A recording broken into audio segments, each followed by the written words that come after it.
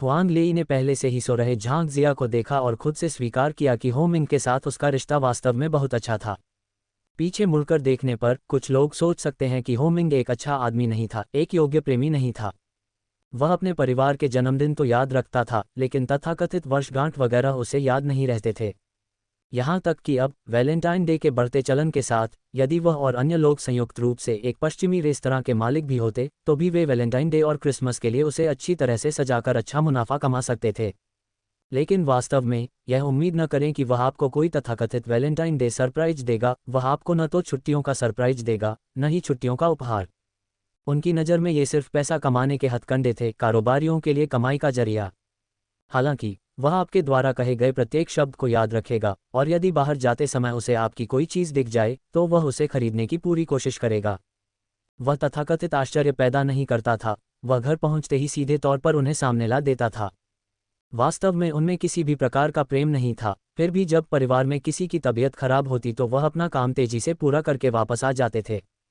हाल के वर्षों में हुआंग दापेंग और उनकी पत्नी का स्वास्थ्य बहुत अच्छा नहीं था, और उनकी पोती होने के नाते हुआंग लेई कभी कभी उन्हें चेकअप या फॉलोअप के लिए ले जाना भूल जाती थी।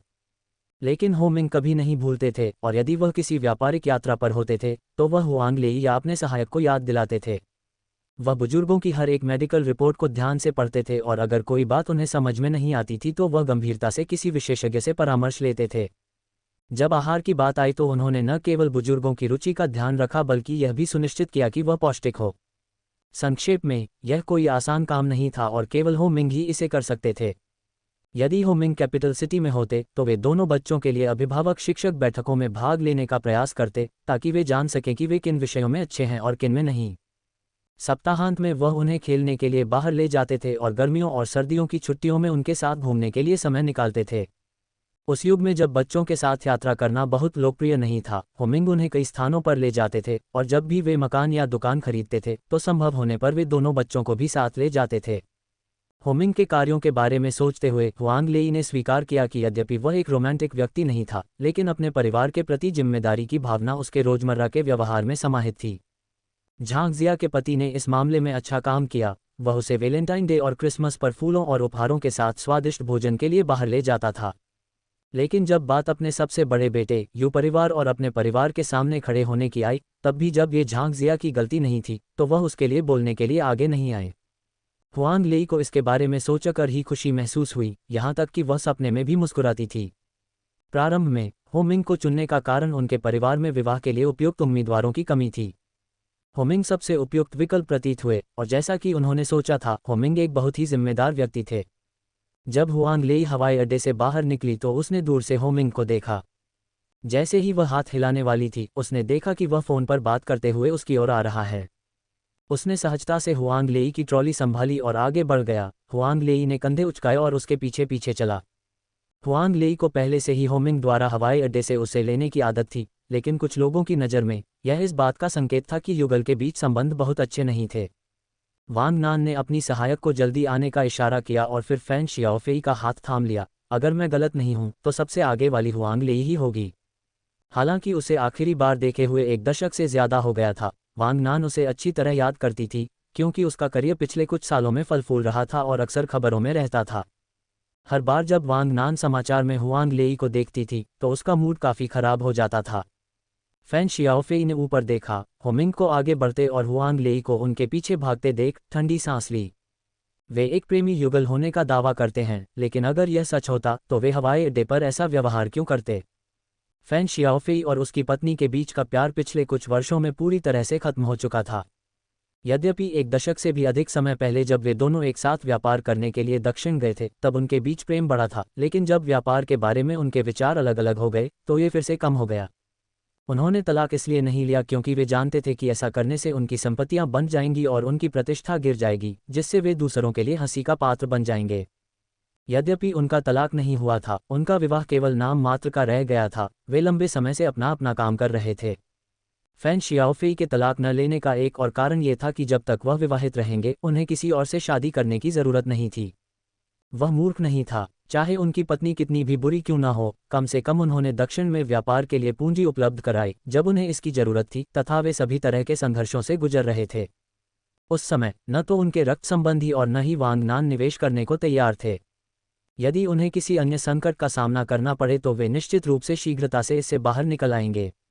वांग नान इस बात से पूरी तरह अनजान थी कि फैन शियाओफेई ने उससे शादी करने के बारे में कभी नहीं सोचा था। उसने सोचा कि अगर वह इस सौदे को सुरक्षित कर लेती है तो इससे उसका करियर फिर से शुरू हो जाएगा और संभवतः उसकी कीमत 3 गुना बढ़ जाएगी। वांग ना ने पहले ही तय कर लिया था कि एक बार ऑर्डर मिलने के बाद वह जो उपहार चाहती थी उसे आधिकारिक बना दिया जाएगा।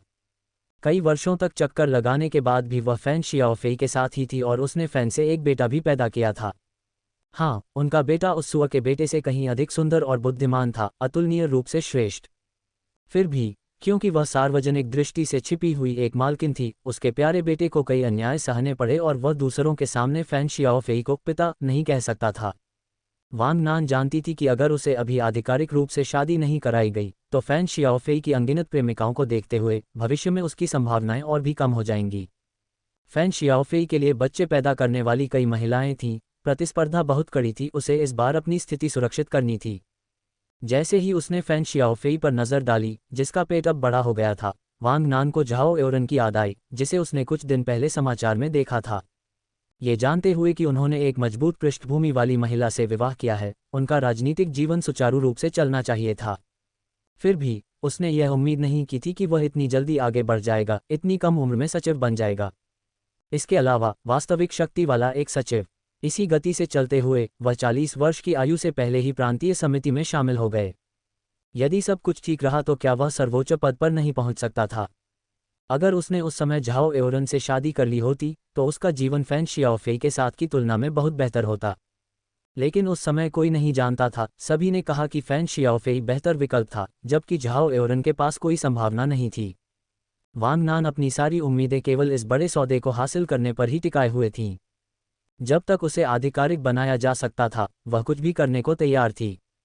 जहां तक खुद की तुलना हुआंग लेई से करने की बात है तो उन्होंने इस धारणा को पूरी तरह त्याग दिया था। अंतर बहुत बड़ा था। हुआंग लेई के पास एक बड़ी फैक्ट्री और कई पारंपरिक चीनी चिकित्सा उत्पादन केंद्र थे, जो सभी फैन शियाओफेई के नाम से संपत्तियों से बड़े थे। मौका मिलने पर वांग नान को लगा कि वह हुआंग लेई से भी बेहतर कर सकती है, बस उसे ऐसा अवसर कभी नहीं मिला था। वे बहुत अच्छे मित्र थे, फिर भी जिस गति से वे एक दूसरे के विरुद्ध हो गए वह आश्चर्यजनक था। वांग नान जितना अधिक इसके बारे में सोचती वह उतना ही अधिक क्रोधित होती जाती, उसका चेहरा क्रोध से विकृत हो जाता। फैन जियाओफेई उसे कुछ सलाह देना चाहता था, लेकिन वांग नान का चेहरा देखकर उसे उल्टी आने लगी। यदि उसे कुछ जानकारी प्राप्त न हुई होती तो वह वास्तव में उसे साथ नहीं लाना चाहता।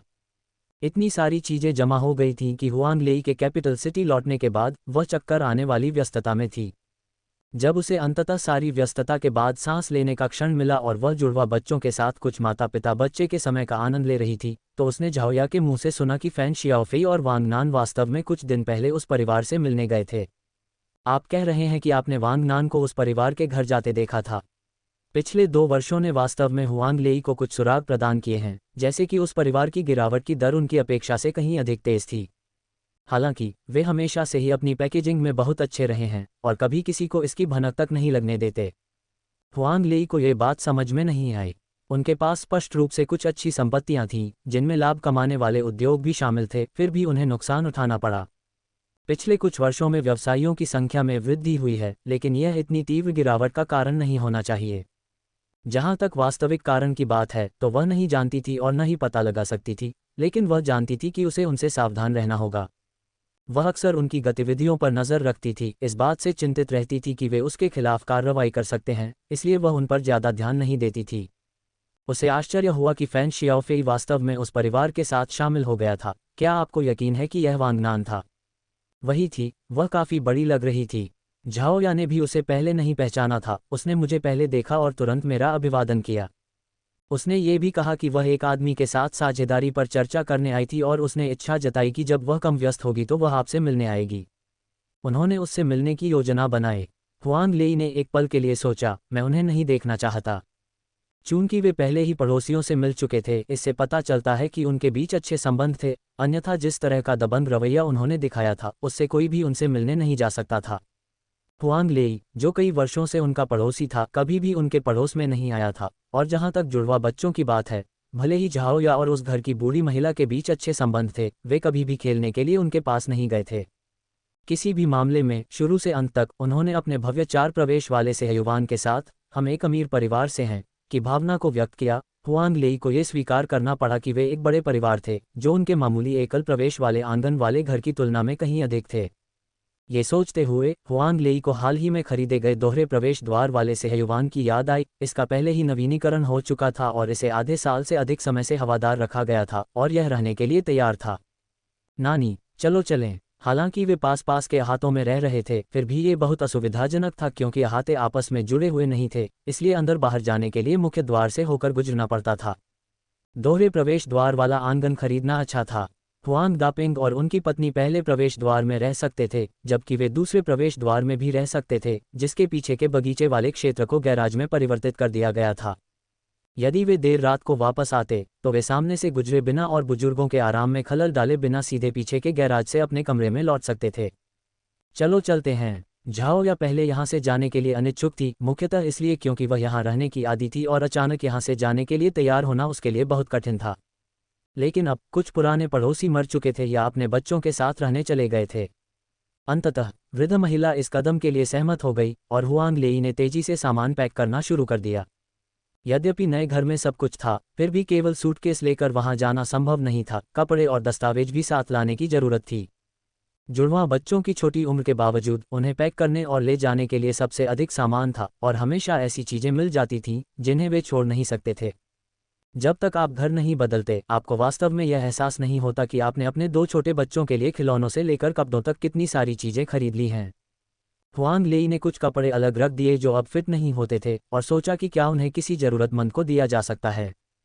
इसी दौरान सफलता से उत्साहित वांग नान यहाँ आए। हुआंग लेई को उम्मीद नहीं थी कि वांग नान यात्रा के लिए सबसे व्यस्त समय चुनेंगे। दौरा करना एक बात है, लेकिन पहले से शिष्टाचार भेंट करना भी एक बात नहीं है। वांग नान के आश्चर्यचकित भाव से हुआंग लेई को पता चल गया कि उसकी वर्तमान उपस्थिति काफ़ी गड़बड़ हो गई होगी।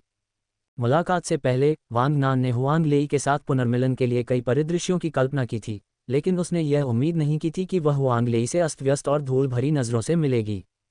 मूलतः हुआंग लेई ने थोड़ा सा साफ सफाई करने का इरादा किया था, लेकिन उसके चेहरे पर खुशी के भाव देखकर उसने अचानक ऐसा करने की सारी इच्छा खो दी।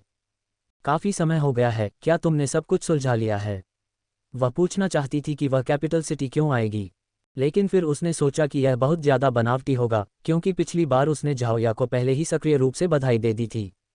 इसी समय वांग नान ने घर की अव्यवस्थित स्थिति पर ध्यान दिया।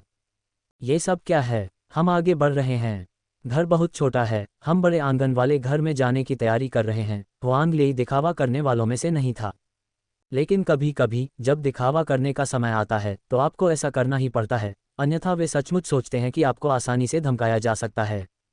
चल रहे हैं। क्या आप बड़े आंगन वाले घर में जाने की योजना बना रहे हैं? पिछले कुछ दिनों में वांग नान ने आंगन वाले घरों की कीमतों के बारे में पूछताछ करने के लिए भी समय निकाला था।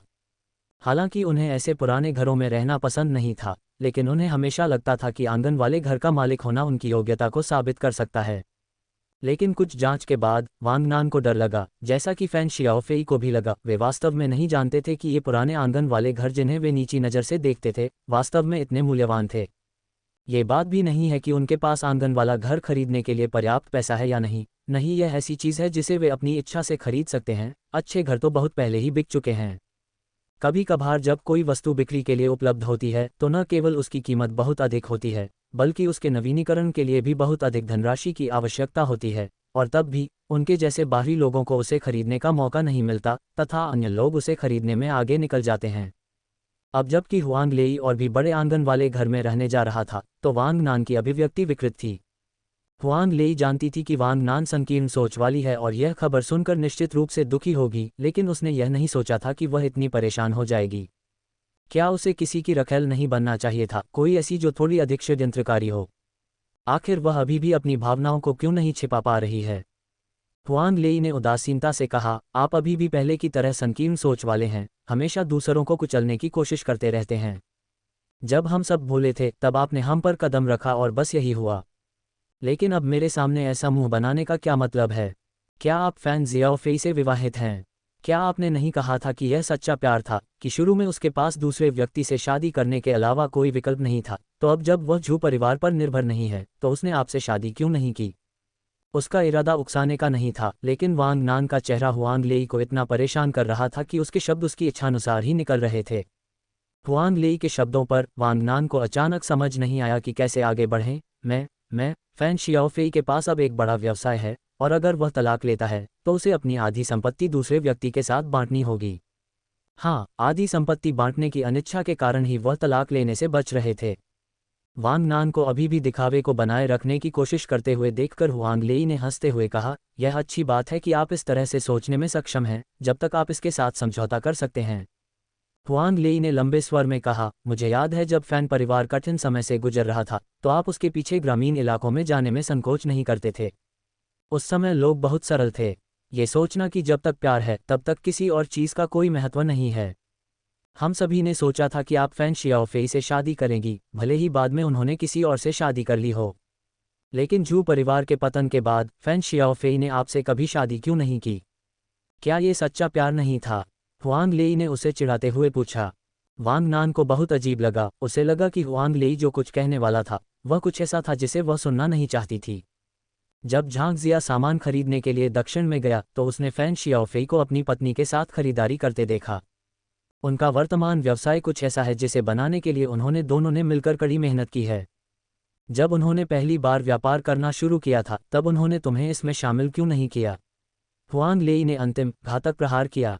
हुआंग लेई ने गुस्से में वांग नान को भगा दिया था और उसके बाद काफी समय तक ये शांत रहा क्योंकि वांग नान ने अपना चेहरा नहीं दिखाया। झांग जिया ने भी अपने जीवन की पहली और एकमात्र शादी को समाप्त कर दिया था और अपने बच्चे के साथ राजधानी शहर लौट आई थी। उसका घर और हुआंग लेई का नया घर एक ही गली में था, जिससे आवश्यकता पड़ने पर आना जाना और आपसी सहायता करना सुविधाजनक हो गया।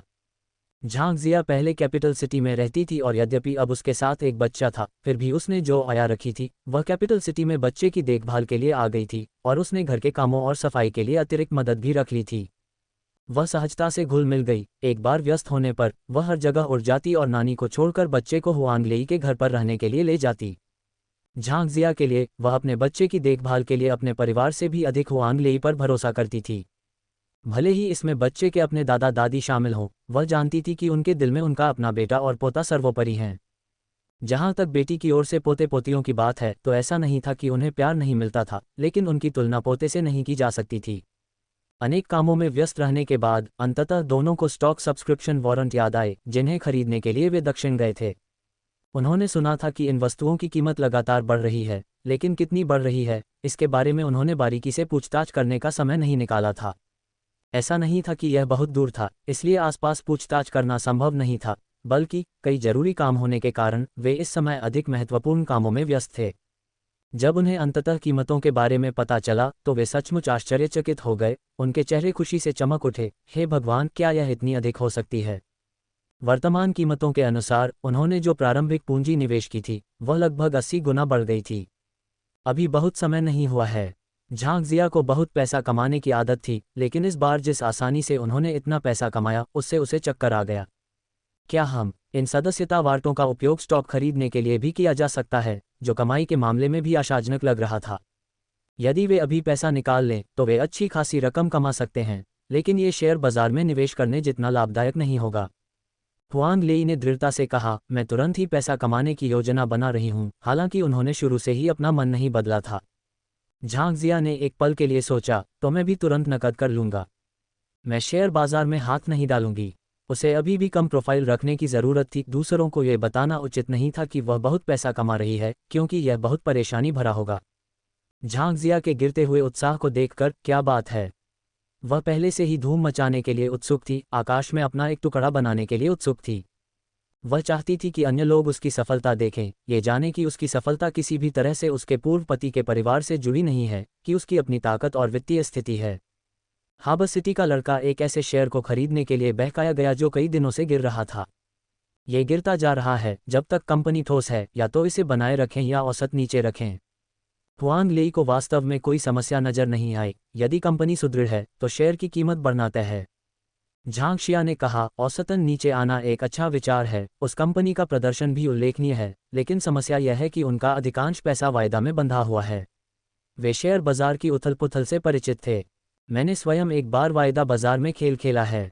इससे कुछ लाभ तो हुआ, लेकिन यह वास्तव में बहुत तनावपूर्ण था। एक गलत कदम मार्जिन कॉल का कारण बन सकता है। ये शेयर बाजार से भी अधिक रोमांचक है। यह आपको मिनटों में करोड़पति या दिवालिया बना सकता है। एक बार ट्रेडिंग करने की कोशिश करने के बाद मैं दोबारा उस तरह से काम नहीं करना चाहता। झांग जिया को अभी भी वह उन्मत्त, दिल की धड़कन बढ़ने वाली भावना याद है। झांग जिया ने दृढ़ता से कहा, यह मेरे लिए नहीं है। देखिए, वह बच्चा देर सवेर अपनी दौलत गंवा ही देगा। झांग जिया ने सोचा कि वह स्टॉक के साथ खेलेगा, लेकिन वह तो वायदा कारोबार में उतर गया था।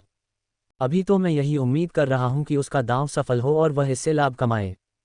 झांग जिया हर दिन प्रार्थना करती थी कि उसका सौतेला बेटा शेयर बाजार में धन कमा लेगा। हुआंग लेई और वह सर्वसम्मति से अपने सभी सदस्यता वार्तों को समाप्त करने पर सहमत हो गए थे तथा जल्दी से वहां पहुंचे और उनका आसानी से निपटान कर दिया। ये जानते हुए कि झांग जिया आगे नहीं आना चाहती, हुआंग लेई ने अपने पास मौजूद सभी वार्तों को अपने नाम से नष्ट कर दिया। किसी और को पैसे चोरी होने की चिंता हो सकती थी, लेकिन हुआंग लेई ने बिल्कुल भी चिंता नहीं की और तुरंत ही उसे वापस कर दिया। एक बार पैसा भेज दिए जाने के बाद वे दोनों स्थानीय विशिष्ट चीजें साथ लेकर तेजी से वापस आ गए और खुशी खुशी इस बात पर चर्चा करने लगे कि इतना पैसा कमाने के बाद उन्हें खुद को कैसे पुरस्कृत करना चाहिए। अप्रत्याशित रूप से दरवाजे में प्रवेश करने से पहले ही उन्होंने वांग नान को अपने दरवाजे पर विलाप करते हुए देखा। किसी को अपने ही घर के दरवाजे पर इस तरह रोता देख किसी का भी मूड खराब हो जाएगा। तुम मेरे दरवाजे पर क्यों रो रहे हो? मुझे लगा कि मेरे होमिंग को बाहर किसी से परेशानी हो गई है और वे स्पष्टीकरण मांगने आए हैं। हुआंग लेई ने चिढ़कर कहा, हालांकि अंदर ही अंदर वह थोड़ी घबराई हुई थी। सोच रही थी कि क्या फैन शियाओफेई को पता चल गया है कि उसके साथ धोखा हुआ है और उसने बहुत कुछ खो दिया है, यहाँ तक कि अपनी कुल संपत्ति भी। लेकिन फिर उसने सोचा कि यह संभव नहीं हो सकता। यदि पैसा इतनी जल्दी ठग लिया गया होता तो निश्चित रूप से पैसा खत्म हो जाता और उसके बाद वे अन्य लोगों को कैसे ठग पाते। समकक्ष किसी कारणवश इतने वर्षों तक दृढ़ता से खड़ा रहने में सफल रहा। मैं वह औरत, वह आई थी। वांग नान ने ये सोचते हुए और अधिक क्रोधित हो गई। जब हमने ये सौदा किया था तब मैं फैन शियाओफेई के साथ था। मैंने बहुत कुछ दिया। वांग नान को इसके बारे में सोचते ही अन्याय की तीव्र भावना महसूस हुई। व्यापारिक सौदा तो हो गया था, लेकिन तभी वह सुअर आ गया। वह आखिर क्या है? वांग नान ने कुछ दिनों में फैन शियाओफेई से इस बारे में बात करने की योजना बनाई थी ताकि जल्द ही आधिकारिक स्थिति के लिए दबाव बनाया जा सके। लेकिन उसने यह उम्मीद नहीं की थी कि चीजें इस तरह बिगड़ जाएंगी। जैसे ही वह सुअर वहां पहुंचा, उसे तुरंत भगा दिया गया। हुआंग लेई को उम्मीद नहीं थी कि फैन शियाओफेई की पत्नी वहां आएगी। टूटे हुए दिल वाले वांग नान को देखकर वह केवल यही सोच सकती थी कि यह व्यक्ति वास्तव में भाग्यशाली था। आखिरकार वह फैन शियाओफेई की पत्नी हैं और एक साझेदार भी हैं जिन्होंने उनके साथ मिलकर व्यवसाय शुरू किया था। क्या आपने पिछली बार नहीं कहा था कि इस सहयोग समझौते पर बातचीत के बाद हम निश्चित रूप से बहुत पैसा कमाएंगे? हुआंग लुई ने उसे सांत्वना देते हुए कहा, इसमें काफी बड़ी पूंजी शामिल थी और दूसरे पक्ष को भी यह बात पता होगी, इसलिए वे चिंतित होंगे। वांग नान निश्चित रूप से समझती थी कि चाहे दूसरी महिला कितनी भी मोटी क्यों न हो, जब तक वह फैन शियाओफेई की पत्नी है, वह उस पर हावी हो सकती है। मैं इसे स्वीकार नहीं कर सकती। वांग नान इतनी जोर से रोई कि उसका मेकअप धुल गया। शुरू से ही उसका रंग रूप अच्छा नहीं था तथा वह मेकअप पर बहुत अधिक निर्भर थी। इस गुस्से के कारण हुआंग लेई को लगा कि यह उसकी आंखों में खटकने वाली बात है। रोना बंद करो। सच में। झांग जिया को वांग नान के लिए कोई सहानुभूति महसूस नहीं हुई। तुम्हारा चेहरा अब निशानों से भरा हुआ है। ये सचमुच बहुत बदसूरत है। झांग जिया ने चेतावनी दी, फैन जियाओफेई की पत्नी को सुअर मत कहो, जिसकी कुछ कार्यक्रमों में फैन जियाओफेई की पत्नी से मुलाकात हुई थी। वास्तव में वह तुमसे बेहतर दिखती है, उसके व्यवहार बेहतर हैं और उसकी त्वचा भी बेहतर है। फैन शियाओफेई की पत्नी अतीत में भले ही सादी और गोलमटोल रही हो, जिसकी तुलना वांग नान से नहीं की जा सकती, लेकिन हाल के वर्षों में वांग नान वास्तव में उसके साथ भी नहीं जुड़ पाए।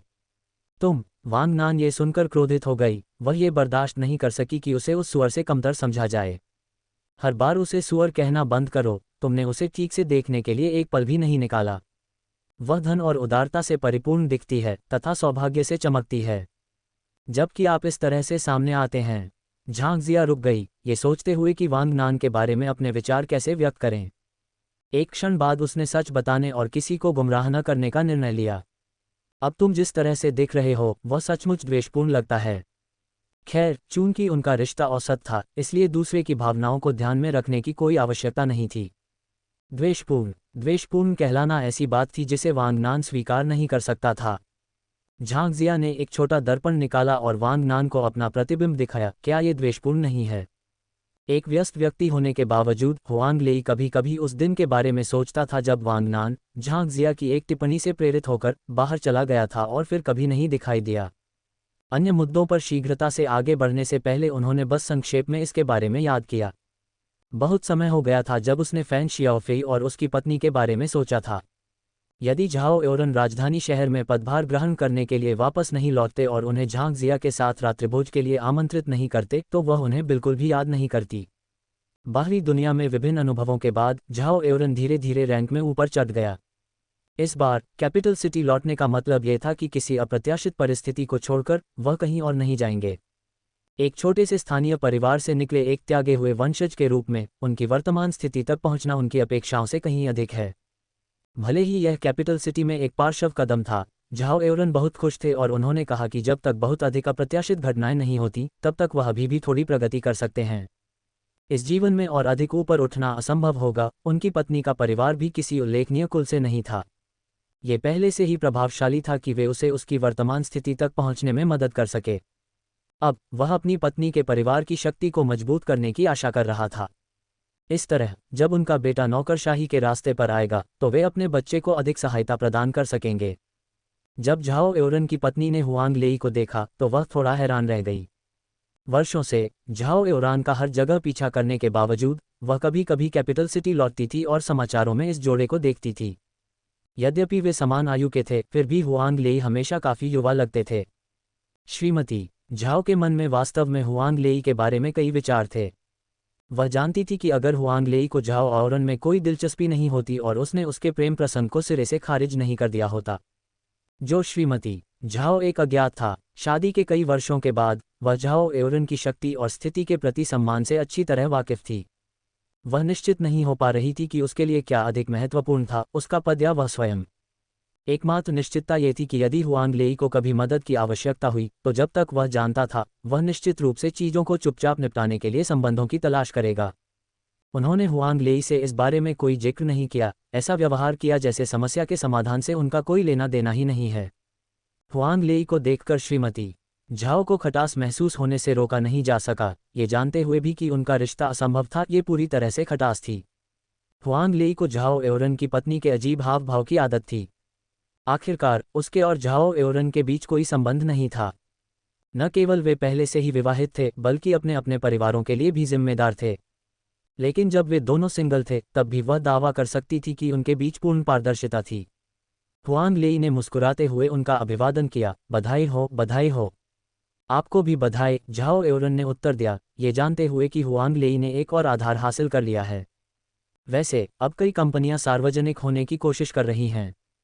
मैंने इस पर विचार नहीं किया है, हुआंग लेई ने तुरंत उत्तर दिया। मैंने सार्वजनिक होने के बारे में नहीं सोचा है। होमिंग भी हिचकिचाए नहीं, मैंने भी सार्वजनिक होने के बारे में नहीं सोचा है। उन्होंने पहले भी सार्वजनिक होने के बारे में सोचा था लेकिन अंत में उन्होंने ऐसा न करने का निर्णय लिया। ये जानते हुए कि किसी कंपनी के सार्वजनिक हो जाने के बाद निवेशक उसके संस्थापकों को कैसे बाहर कर सकते हैं, उन्होंने इस विचार में अपनी रुचि पूरी तरह खो दी। यद्यपि घरेलू स्तर पर ऐसी घटनाएं अभी तक नहीं घटी थीं, लेकिन इसका मतलब यह नहीं था कि उनके साथ ऐसी घटनाएं नहीं घटेंगी। तब तक उसके पास निवेशकों के निर्णयों का आज्ञाकारी रूप से पालन करने के अलावा कोई विकल्प नहीं होगा जिसे होमिंग स्वीकार नहीं कर सकता था। क्या आप सार्वजनिक नहीं हो रहे हैं? झाओ एओरन आश्चर्यचकित था। हुआंग लेई और उनके पति को दिए गए रात्रिभोज के निमंत्रण में उनकी ओर से एक छोटा सा गुप्त उद्देश्य छिपा था कि हुआंग लेई के उद्यम सार्वजनिक होने पर विचार करेंगे। जितनी अधिक कंपनियां सूचीबद्ध होंगी, नेतृत्व की उपलब्धियां उतनी ही बेहतर ढंग से प्रतिबिंबित होंगी। उन्होंने सोचा था कि ये दोनों पक्षों के लिए जीत वाली स्थिति है। किसी को भी उम्मीद नहीं थी कि हुआंग लेई और उनके साथी इतनी तत्परता से जवाब देंगे। क्या यह अच्छी बात नहीं है? आप ऐसा क्यों नहीं करेंगे? आप भूल गए कि मैंने वित्त का अध्ययन किया है। हालांकि मैं अब वित्त उद्योग में नहीं हूं, फिर भी मुझे अच्छी जानकारी है। जब कोई कंपनी सार्वजनिक हो जाती है तो मुझे शेयरधारकों और निवेशकों के एक व्यापक स्पेक्ट्रम के प्रति जिम्मेदार होना पड़ता है। निवेशक क्या हैं? उनका लक्ष्य न्यूनतम निवेश से अधिकतम लाभ कमाना है, और ये सभी विचार हमारे विचारों के विपरीत हैं। सबसे महत्वपूर्ण बात यह है कि तब तक यह अज्ञात है कि कंपनी में किसकी भूमिका होगी। हम किसी और के लिए शादी का जोड़ा बनाने के लिए संघर्ष और प्रयास नहीं करना चाहते। जहां तक सार्वजनिक होने की बात है तो कई लोग ऐसा सिर्फ धन जुटाने के लिए करते हैं और हमें इसकी जरूरत नहीं है। जो कंपनियां सार्वजनिक नहीं होती हैं उन्हें अपने वित्तीय विवरण का खुलासा करने की आवश्यकता नहीं होती है। बाहरी लोगों को हमारे परिवार की संपत्ति के बारे में पता नहीं चलेगा। यद्यपि झाओ एओरन वर्षों से वित्तीय मामलों के प्रभारी थे, लेकिन ये पहली बार था जब किसी ने उनसे इन सिद्धांतों के बारे में इतनी सीधे तौर पर बात की थी। कई पारिवारिक व्यवसायों की मूल या मुख्य कंपनियां सार्वजनिक नहीं होंगी। यदि वे ऐसा करते भी हैं तो आमतौर पर वे सहायक कंपनियां होती हैं। इसके अलावा हमारी कंपनी का वार्षिक मुनाफा हमारी ज़रूरतों के लिए पर्याप्त है। इन्हें दूसरों के साथ साझा करने की कोई आवश्यकता नहीं है।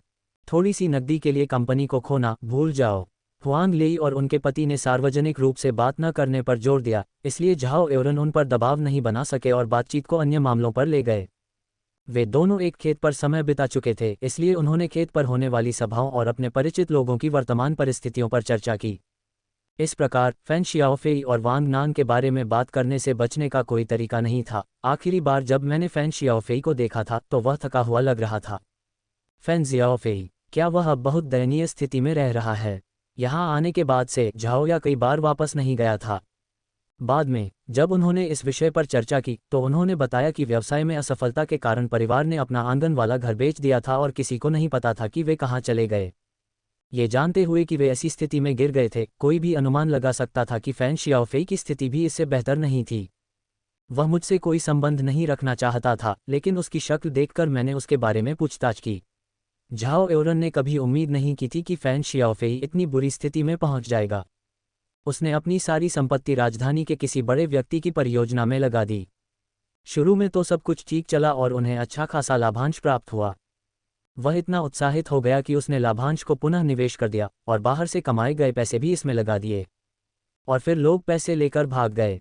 झाओ एओरन को वास्तव में समझ नहीं आया कि फैन शियाओफेई, जो इतने लंबे समय से व्यापार जगत में थे, उन्हें इस तरह कैसे धोखा दिया जा सकता है। पैसे लेकर भाग गए। हुआंग लेई ने होमिंग की ओर देखा, जिसने समझाने से पहले एक पल सोचा, निवेश परियोजनाएं वास्तव में उनमें से अधिकांश घाटे में हैं। उन्हें इतना कुछ खोना नहीं था, लेकिन उस लड़के का पहला प्यार विदेश में था। उन्होंने कहा कि यह एक आकर्षक परियोजना है और बड़े रिटर्न का वादा किया है। उसने चुपके से पैसा स्थानांतरित कर दिया, ये सोचकर कि वह कम लागत में बड़ा मुनाफा कमा सकता है। ये बात तो बाद में पता चली कि विदेश में उसका पहला प्यार विभिन्न भोग विलासों पर पैसा उड़ा देना था और सब कुछ बर्बाद कर देना था। ऐसी भी अफवाहें हैं कि उन्होंने पैसा विदेश ले जाने की योजना बनाई थी और वे वहां काफ़ी आराम से रह रहे हैं। बेशक मुझे पूरी तरह से स्पष्ट नहीं है कि क्या यह मामला है। चूंकि इसमें शामिल सभी लोग गायब हो चुके हैं, इसलिए किसी को भी ये पता नहीं है कि क्या हुआ था। मैं समझ गया। हुआंग लेई उत्सुक था, लेकिन अगर इसने इतने सारे लोगों को प्रभावित किया तो कोई हंगामा क्यों नहीं हुआ? अन्यथा उसे इसके बारे में निश्चित रूप से पता चल जाता। इसमें कोई छोटी रकम शामिल नहीं थी और किसी को भी परेशानी महसूस हो सकती थी। हल्ला गुल्ला कैसे हो सकता है? गायब होने से पहले उन्होंने घर बेच दिया, श्रमिकों की मजदूरी चुकाई और करों का भुगतान किया। उन्होंने बैंक से लिए गए ऋण भी चुका दिए और सामान का कर्ज भी चुका दिया गया। केवल वे ही लोग कर्जदार बचे थे जिन्हें उच्च रिटर्न का लालच दिया गया था। उन्होंने निवेश के नाम पर निवेश किया और अब जबकि परियोजना विफल हो गई है और पैसा खत्म हो गया है, तो वे क्या कर सकते हैं? आह आह आह! वह भागने से पहले वेतन का भुगतान करना नहीं भूला, करों का भुगतान किया गया, माल के लिए भुगतान का निपटारा किया गया और उसने बैंक ऋण भी चुका दिया। हुआंग लेई को वास्तव में समझ नहीं आ रहा था कि क्या कहे। वह वास्तव में एक अच्छा मालिक था जो सभी कर्मचारियों को वेतन देता था। हाँ, निवेशकों के धन के चले जाने के अलावा किसी और को कोई नुकसान नहीं हुआ। ठीक है, उसे वास्तव में कितना निवेश मिला? उसने ज्यादा पूछताछ नहीं की क्योंकि इसमें फैन जियाओफेई शामिल था। सटीक राशि स्पष्ट नहीं है, ऐसा लगता है कि यह लगभग 20 अरब थी। कुछ लोग कहते हैं कि यह केवल कुछ अरब था। 20 अरब? क्या ये संभव भी है? यदि यह कुछ अरब है तो यह न्यूनतम होना चाहिए। इतने कम पैसे के लिए इतनी बड़ी योजना स्थापित करना, ये वास्तव में किसी को कम आंकना है। मुझे लगता है कि यह कुछ अरब से अधिक है। फैन शियाओफेई बाद में मेरे पास आए और कहा कि उनके साथ धोखाधड़ी की गई है। उन्होंने दावा किया कि उनके साथ कई करोड़ की ठगी की गई है। उसके पास करोड़ों हैं। हुआंग लेई को आश्चर्य हुआ, करोड़ों में तो शायद चक्रवृद्धि ब्याज भी शामिल होगा, है ना? 90 के दशक के आरंभ में करोड़ों की रकम कोई छोटी रकम नहीं थी। वास्तव में यह एक बहुत बड़ी दौलत थी, अगर उसके पास सचमुच इतना पैसा होता। जिस दिन मैंने उसे देखा, वह निश्चित रूप से मेरे सामने इस बारे में शेख ही बघारता। लेकिन उसने डींग नहीं मारी। वांग नान ने मुझे ये भी बताया कि फैन शियाओफेई बहुत कंजूस व्यक्ति है। अगर उसके पास पैसा होता तो क्या वह इतना कंजूस हो सकता था? कुछ बातें तो बस जड़ जमा लेती हैं। एक बार फैन शियाओफेई के पास पैसा आ गया तो वह निश्चित रूप से इसके बारे में शेख ही बघारेगा और निश्चित रूप से लोगों को बताएगा कि वह एक धनवान व्यक्ति है। ठीक है, अब वह कंगाल हो चुका है। हुआंग ली को वास्तव में इस बात में कोई दिलचस्पी नहीं थी कि किसी ने कितना पैसा निवेश किया है। इस घटना के बाद उन्होंने अपनी पत्नी से तलाक ले लिया, जिन्होंने इस बात पर जोर दिया कि उचित जांच न करने के कारण ही उनके परिवार की संपत्ति लगभग पूरी तरह नष्ट हो गई। उसने फैन शियाओफेई के लिए एक अपार्टमेंट और एक व्यावसायिक संपत्ति के अलावा कुछ नहीं छोड़ा। वह 10 से अधिक व्यावसायिक संपत्तियां और घर ले गई। कितना निर्दयी! हुआंग लेई को लगा कि वह शायद कुछ समय से फैन शियाओफेई से चिढ़ गई थी और उसने तलाक इसलिए नहीं लिया क्योंकि उसे डर था कि अलग होने के बाद वह किसी मालकिन को फायदा पहुंचा सकती है। फैन की पूर्व पत्नी की नज़र में संपत्ति को आधा आधा बांटना भी नुकसानदेह था, इसलिए उन्होंने लेडी झाओ फैन के रूप में अपनी स्थिति को मजबूती से बनाए रखा। फैन शियाओफेई को धोखा दिए जाने और बेसहारा हो जाने के बाद उसके पास कुछ भी नहीं बचा। वह निश्चित रूप से उसके साथ जाने को तैयार नहीं होगी। ठीक है, वांग नान कैसी हैं? पहले वांग नान एक स्थायी कर्मचारी बनना चाहती थी और अब चूंकि फैन शियाओफेई अविवाहित थी, इसलिए ये स्पष्ट नहीं था कि क्या वह आगे बढ़ने की ख्वाहिश रखती हैं। वांग नान, यह अच्छा है कि उस समय उसे वेतन सहित निलंबित कर दिया गया था। बाद में ये देखकर कि स्थिति खराब थी, वह काम जारी रखने के लिए वापस चली गई। फैन शियाओफेई के पद से हटने के बाद उसके आसपास की सभी महिलाएं गायब हो गईं। फिर उसने वांग नान को फिर से ढूंढा और ऐसा लगता है कि वे फिर से एक साथ हैं। गोल गोल घूमने के बाद आखिर वे एक साथ आ गए। हुआंग लेई ने झांक जिया की ओर देखा। वे दोनों आखिरी बार वांग नान को देखे जाने की बात को याद करने से खुद को रोक नहीं पाए। पिछली बार जब मैंने वांग नान को देखा था तो वह फैन शियाओफेई को सचमुच खूब खरी खोटी सुना रही थी। उसने फैन शियाओफेई पर आर्थिक और भावनात्मक रूप से धोखा देने का भी आरोप लगाया और फिर झांग जिया को अभी भी बहुत स्पष्ट रूप से याद है। इसमें कोई मदद नहीं थी। उस दिन वांग नान ने एक स्थायी छाप छोड़ी थी। ये सच्चा प्यार होना चाहिए। हुआंग लेई ने गहरी सांस ली। कम से कम उसके पास अभी भी एक व्यावसायिक संपत्ति और एक निवास है। यदि ये संपत्तियां न होती तो हुआंग लेई को लगता था कि वांग नान निश्चित रूप से फैन शियाओफेई को अपने साथ नहीं ले जाता। पिछले कई वर्षों में तमाम ब्रेकअप और मेल मिलाप के कारण उनके बीच जो भी गहरा स्नेह था वह खत्म हो गया है। हाँ, लेकिन यह अभी भी उनके बेटे हुओ के लिए पर्याप्त नहीं है। उस दिन फैन जियाओफेई ने बहुत पी लिया था और बहुत कुछ कहा था। वांग नान का बच्चा उसके द्वारा बिगाड़ा गया है। ज्ञान और कौशल की पूरी तरह से कमी है। वह बड़ी मुश्किल से जूनियर हाई स्कूल पास कर पाया है, इसलिए वह आगे पढ़ाई नहीं करना चाहता। वह बस बाहर घूमता रहता है और जब उसके पास पैसे नहीं होते तो वह उनसे जबरन वसूली करता है। अगर वे उसे पैसे नहीं देते तो वह उनकी पिटाई करता है। क्या उसने कहा कि उसे इस बात का अफसोस है कि जब उनका ब्रेकअप हुआ था तो उन्हें पूरी तरह से अलग हो जाना चाहिए था। वे ये भी कहते हैं कि उनका सबसे बड़ा बेटा बहुत अच्छा है, बहुत ही पुत्रवत है और जब भी वे उसे देखते हैं तो उसे खर्च करने के लिए कुछ पैसे देते हैं। ये दुख की बात है कि जू परिवार का एक रिश्तेदार विदेश में अच्छा काम कर रहा है और उसकी पूर्व पत्नी अपने बेटे को लेकर वहां चली गई। उन्होंने अपनी घरेलू संपत्तियों के एक हिस्से का सौदा किया और बाकी को किराए पर देना जारी रखा। विदेश गए पुत्रवत पुत्र की बात करें तो उनके साथ रहने वाले बच्चे किसी काम के नहीं हैं। वे हर समय केवल पैसे मांगते रहते हैं। झाओ एओरन आह भरने से खुद को नहीं रोक सके। मेरे पास खुद कोई उपलब्धि नहीं है और यह पता चला है कि बच्चे भी वैसे ही हैं। क्या फैन शियाओफेई बच्चों को शिक्षित कर सकता है? हुआंग लेई को लगा कि फैन शियाओफेई या शायद फैन परिवार बच्चों के पालन पोषण में बहुत कुशल नहीं थे। जब फैन परिवार अच्छा कर रहा था तो बेशक उन्होंने दिखावा किया और थोड़ा दिखावा किया, लेकिन जब उनके बुरे दिन आए तो आप देख सकते हैं कि फैन वंशज क्या बन गए। फैन शियाओफेई के वित्तीय समर्थन के तहत वांग नान का बेटा ठीक लग रहा था, लेकिन एक बार पैसा खत्म हो गया तो उसके आसपास मंडराने वाले सभी गुलाम भी गायब हो गए। इतने बड़े बदलाव के साथ क्या वे इसे संभाल पाएंगे? वे इसे बिल्कुल भी नहीं संभाल सके और इसलिए उन्होंने फैन शियाओफेई के भाइयों और बहनों की तरह पूरी तरह से हार मान ली। यह कोई आश्चर्य की बात नहीं है, हालांकि ये वे अनुभव हैं जिनसे वे गुजरे हैं, लेकिन ये दुख की बात है कि कोई भी इस महत्वपूर्ण बिंदु के बारे में नहीं सोचेगा। आप जो बोते हैं वही काटते हैं। अब जब उसने इसके बारे में सोचा तो उसके पिछले जीवन में फैन शियाओफेई और वांग नान के बेटे भी पूरी तरह से असाधारण नहीं थे। ये सिर्फ इतना था कि उस समय फैन परिवार के पास एक ठोस आधार था और वे जानते थे कि खुद को कैसे पैकेज करना है, और झाओ एओरन भी इस बच्चे के प्रति बहुत चौकस थे। शायद एक बार कुछ बुरा होने पर फैन परिवार और झाओ एओरन दोनों हस्तक्षेप करेंगे और किसी भी नकारात्मक खबर को निश्चित रूप से कवर किया जाएगा। ये जानकर कि हुआंग लेई और फैन शियाओफेई एक दुखी विवाह में बंधे हुए हैं, उसका मूड खराब हो गया। जब तक फैन परिवार में एक भी परेशान करने वाला प्रिय व्यक्ति मौजूद रहेगा, तब तक उस जोड़े के जीवन में कोई अच्छाई की उम्मीद नहीं की जा सकती।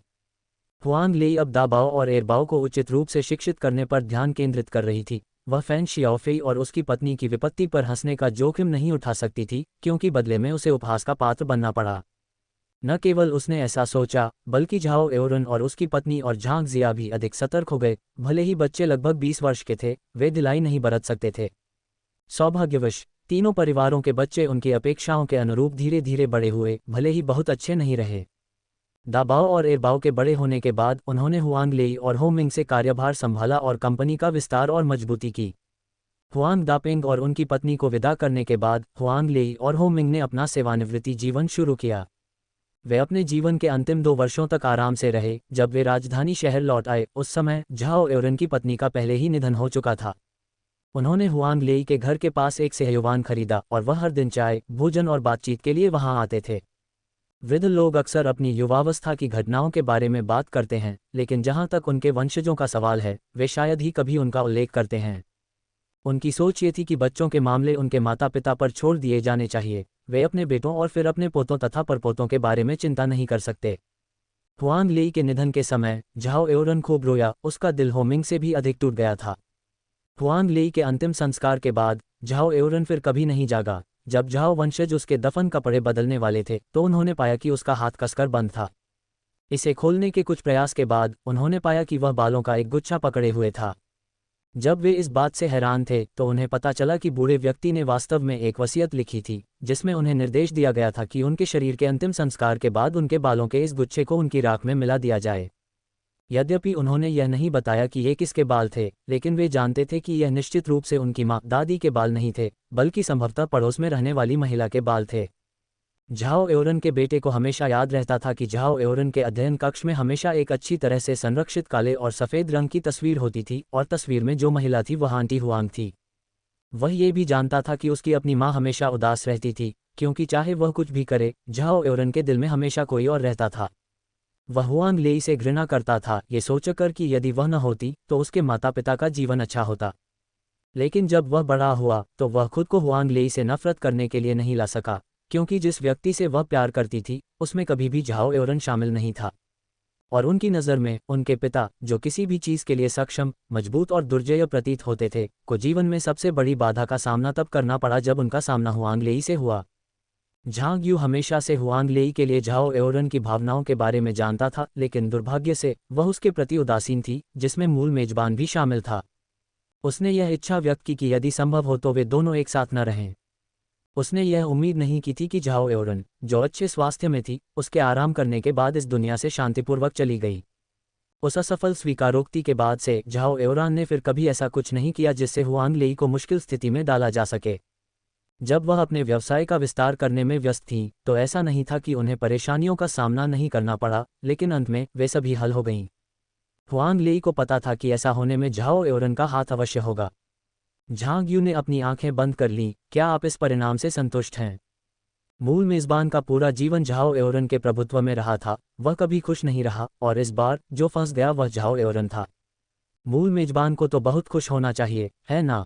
हवा में गर्म हवा बह रही थी, जिससे आराम का एहसास हो रहा था। झांग यू को लगा कि यह मूल मेजबान की प्रतिक्रिया होगी। अगर आप खुश हैं तो अच्छी बात है। उसने अपनी आंखें बंद कर लीं और धीरे धीरे अपने मन से पिछले मिशन की सारी भावनाएं, खुशी, गुस्सा, दुख और आनंद, सब कुछ साफ कर दिया।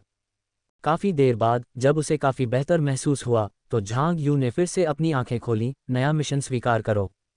हालांकि अभी भी कुछ भावनाएं मौजूद थीं, झांग यू इसकी आदी हो चुकी थी। पूरी तरह से बिना किसी भावना के रहना असंभव था। अपनी भावनाओं को लगभग 80 से 90% तक शांत कर पाने के कारण झांग यू को लगा कि यह बहुत अच्छा है। दोबारा आंखें खोलने पर उसने पाया कि वह बिस्तर पर लेटी हुई है और चारों ओर सन्नाटा है। कहानी सुनने का यह अच्छा समय था। जब उसने एक बार फिर अपनी आंखें खोलीं, तो झांग यू, या यूं कहें कि उस समय झाओ वेंजिन, धीरे से उठ बैठी और कमरे में चारों ओर देखते हुए खुद से ही हंसने लगी। यह मिशन झाओ वेंजिन के लिए बहुत आसान था, क्योंकि झाओ परिवार के बुजुर्गों ने उसके लिए एक बड़ी संपत्ति छोड़ी थी। बहुत अधिक धनी न होते हुए भी कम से कम वह एक आरामदायक जीवन जी सकती थी, लेकिन जिस पुरुष को उसने चुना था उसमें बहुत कुछ कमी थी।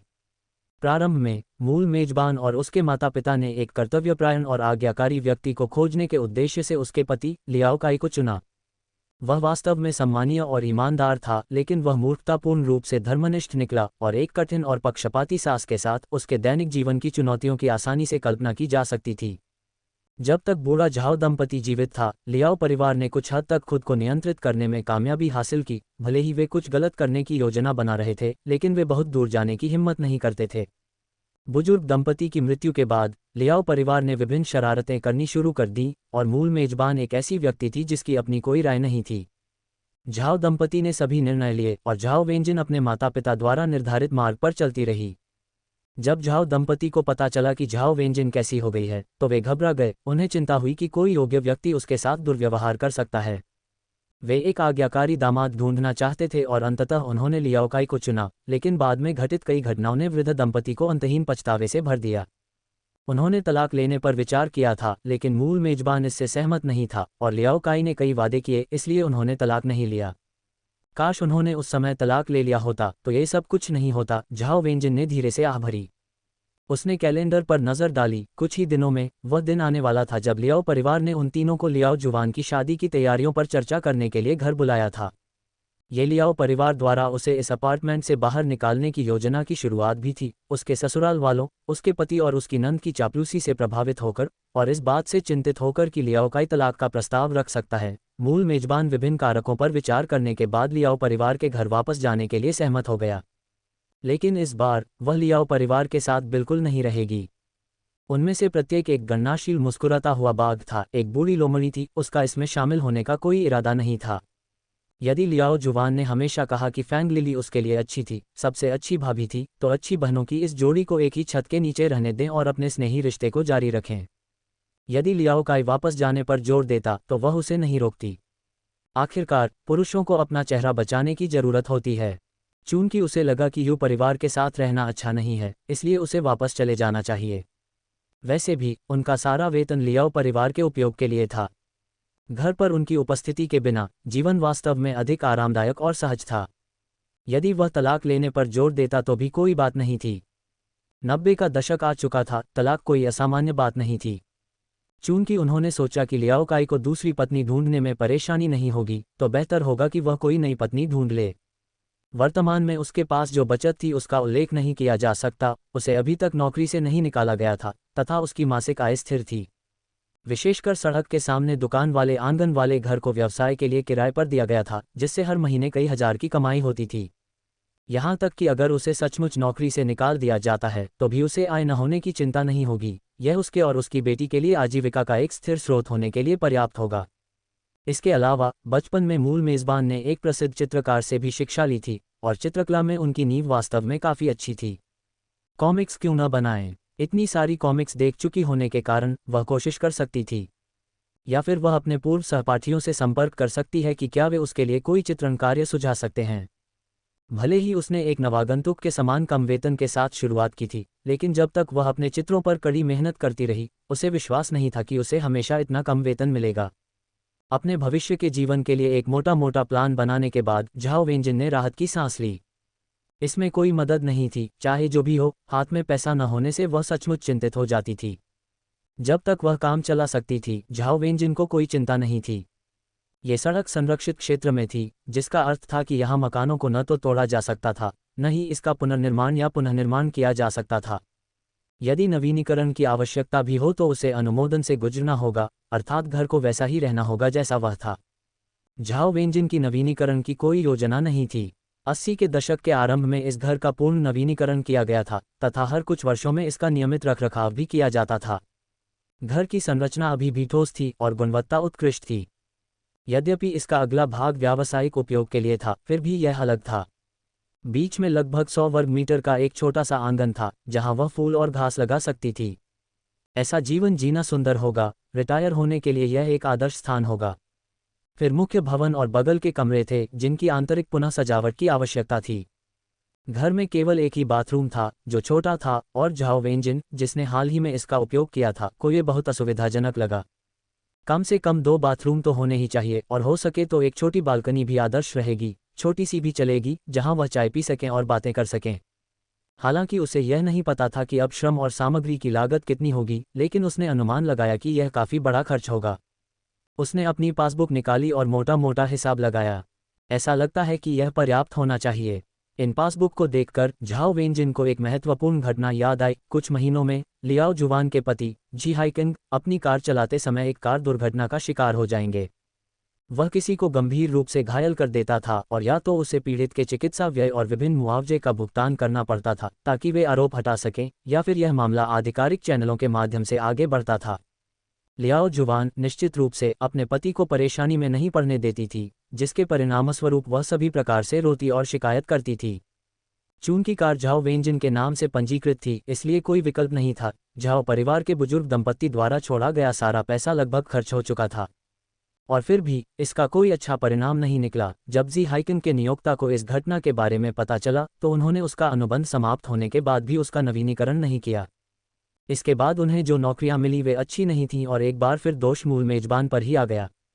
चूंकि वह इस बार यहाँ थी, इसलिए वह निश्चित रूप से फिर से वही गलती नहीं करेगी।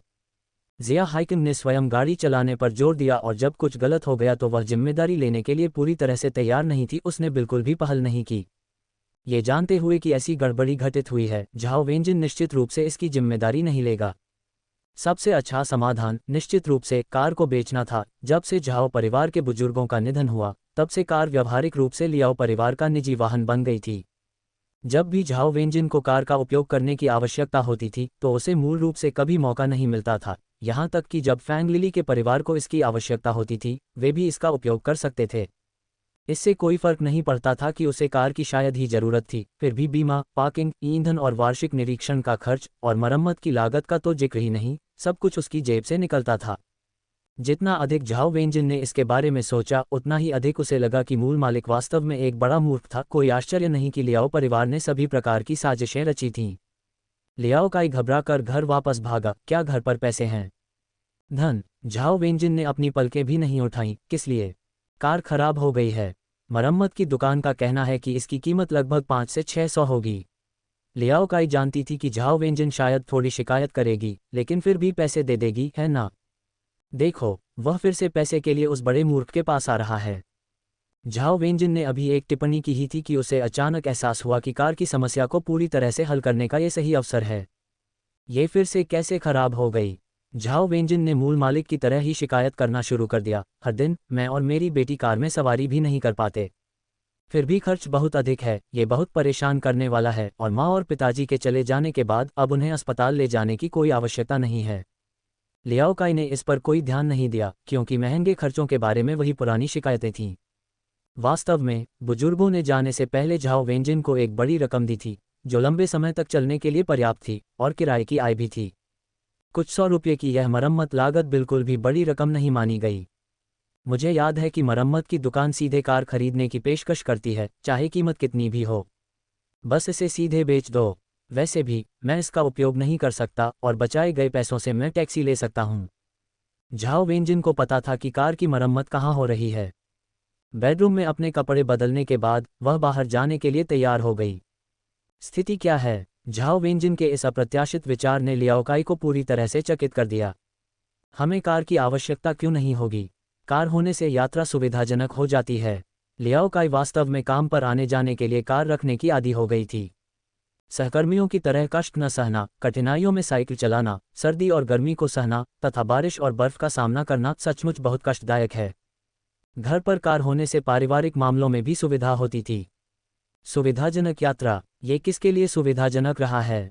झाओ वेनजिन ने तीखी आवाज में कहा। लियाओ काई, मैं आपको बता रहा हूँ, आपकी बकबक के लिए नहीं कह रहा हूँ।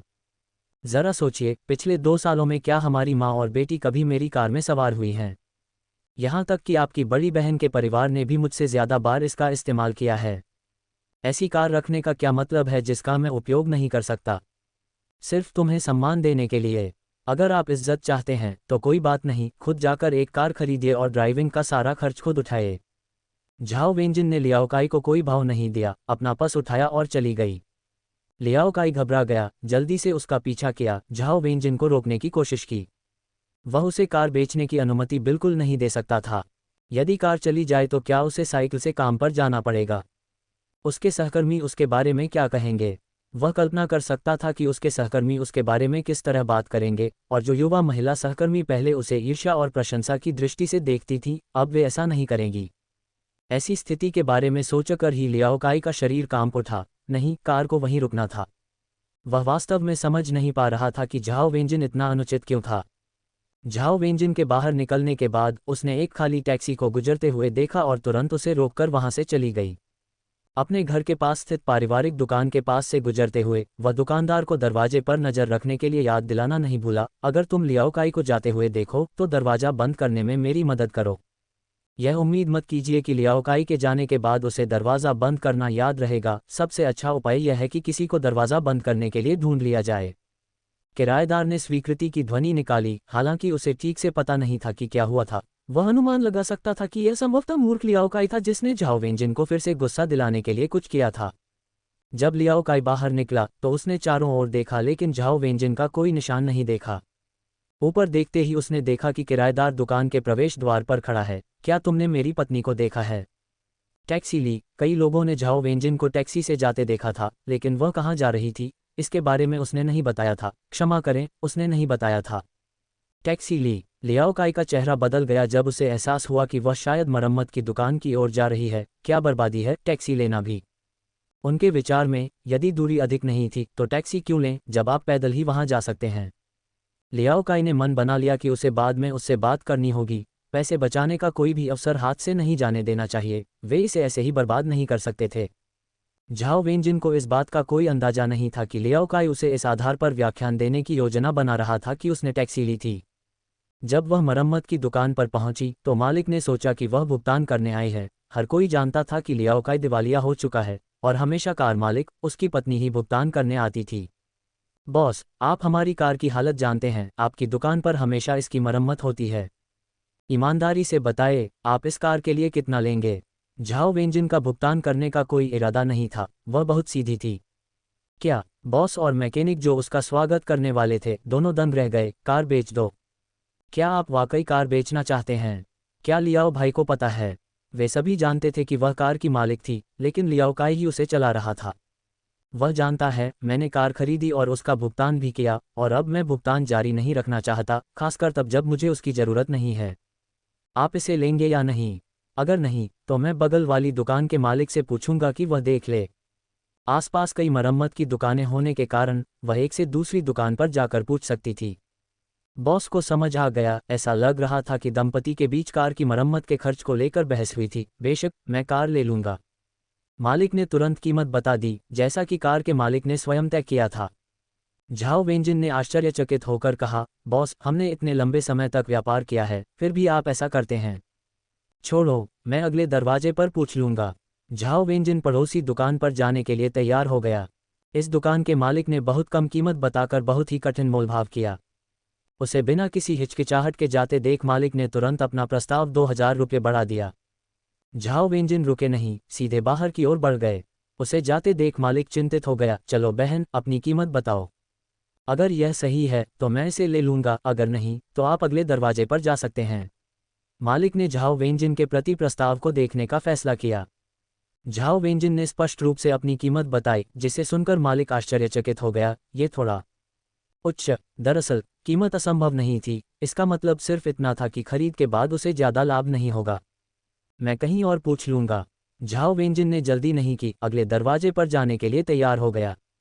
बॉस को एहसास हुआ कि झाओ वेंजिन बिल्कुल अनजान नहीं थी। ठीक है बहन, मैं इसे उस कीमत पर ले लूंगा। आखिरकार यह एक आयातित कार थी जिसका कई वर्षों तक उपयोग करने के बावजूद अच्छी तरह से रखरखाव किया गया था। थोड़े से नवीनीकरण के बाद यह एक नए ड्राइवर से अच्छी कीमत प्राप्त कर सकता है। ठीक है, चलो अनुबंध पर हस्ताक्षर करते हैं। ओह, और मैं इस कार की मरम्मत का खर्च नहीं उठा रहा हूँ। मुझे जो कीमत मिलनी चाहिए वह शुद्ध होनी चाहिए। मुझे ट्रांसफ़र फीस या किसी अन्य चीज़ से कोई सरोकार नहीं है। झाओ वेंजिन ने मालिक से फिर पुष्टि की, जिसने निराशा के साथ जवाब दिया, ठीक है, कोई समस्या नहीं है। जब तक लियाओ काई मरम्मत की दुकान तक दौड़कर पहुंचा, तब तक झाओ वेंजिन ने कार बेचने के अनुबंध पर हस्ताक्षर कर दिए थे। लियाओ काई दंग रह गया। कार बेच दी गई है। तुमने मुझसे पहले इस बारे में चर्चा क्यों नहीं की? लियाओ काई बिल्कुल भी खुश नहीं था। उसके चेहरे पर भारी परिवर्तन आ गया और वह गुस्से से झाओ वेंजिन को घूरने लगा। क्या आप इसे खरीद सकते हैं? आखिरकार हम पति पत्नी हैं, मैं इसे आपको 90% कीमत पर बेचूंगा। मेरे पास पैसे नहीं हैं। लियाओ काई के पास पैसे कैसे हो सकते हैं, हम पति पत्नी हैं, है ना? तो क्या हुआ अगर हम पति पत्नी हैं? हमारी शादी के इतने सालों में घर की हर छोटी बड़ी चीज़ मेरी जिम्मेदारी रही है, मैंने हर चीज़ का भुगतान किया है। मुझे नहीं पता कि आपका वेतन कहाँ जाता है। अब से आप अपने खर्चों और लियाओ परिवार के सभी सामाजिक दायित्वों को स्वयं संभाल सकते हैं। जब आपके पास पैसे न हों तो हमेशा मेरे पास मत आइए और पूछिए कि समस्याओं का समाधान कैसे किया जाए, आप स्वयं ही इसका हल निकाल लीजिए। बॉस, अनुबंध तैयार है, हम स्वामित्व कब हस्तांतरित कर सकते हैं? झाओ वेंजिन ने बॉस की ओर देखा, भुगतान करने का संकेत देते हुए। ऑटो मरम्मत व्यवसाय में लगे लोगों का दैनिक कारोबार अच्छा होता है, इसलिए नकदी जल्दी तैयार हो गई।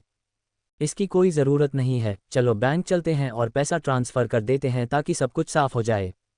कौन जानता है कि नकदी के साथ लियाओ परिवार के पास क्या विचार होंगे, बैंक में पैसा रखना अधिक सुरक्षित है। बॉस ने भी सोचा कि स्थानांतरण एक अच्छा विचार है, क्योंकि इससे स्थिति स्पष्ट हो जाएगी।